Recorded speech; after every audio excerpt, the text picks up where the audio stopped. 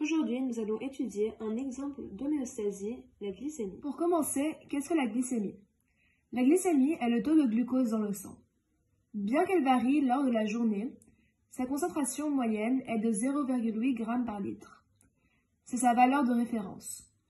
Cette valeur est tenue à ce niveau grâce à des mécanismes permettant le stockage et le déstockage du glucose. Une bonne régulation de la glycémie est primordiale à notre organisme car le glucose est la source d'énergie de notre corps. Le foie et le pancréas sont les principaux effecteurs de la régulation de la glycémie. Le pancréas sécrète des hormones dans le sang susceptibles de changer la glycémie et le foie représente un lieu de stockage et de libération du glucose. Deux scénarios peuvent se présenter. Après un repas, les glucides contenus dans les aliments qui arrivent dans l'intestin sont transformés en glucose. L'absorption intestinale permet au glucose de passer dans le sang. Ce sang riche en glucose doit d'abord passer par le foie via la veine porte pour arriver dans la circulation sanguine via la veine sushépatique. La glycémie va donc augmenter.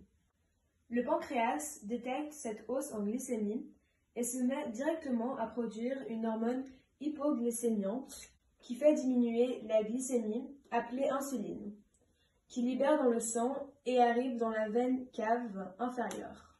L'insuline circule à travers toute la circulation sanguine et se fixe à ses récepteurs au niveau des organes de réserve du corps, principalement le foie et les muscles.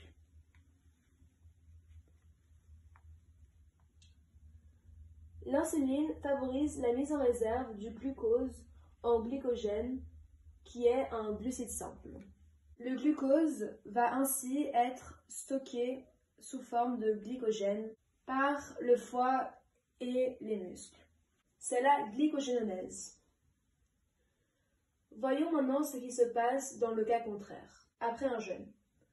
Le pancréas détecte une baisse en glycémie et se met à produire une hormone hyperglycémiante qui fait diminuer la glycémie, appelée le glucagon.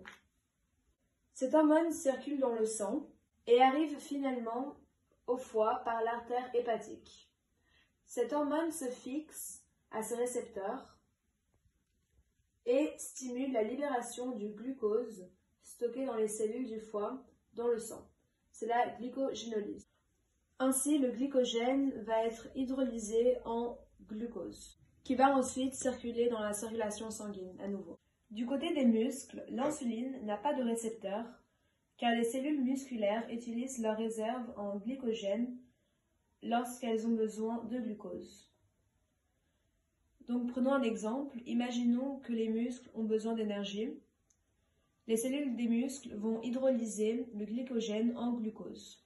Une fois le glucose présent, les cellules musculaires vont l'utiliser.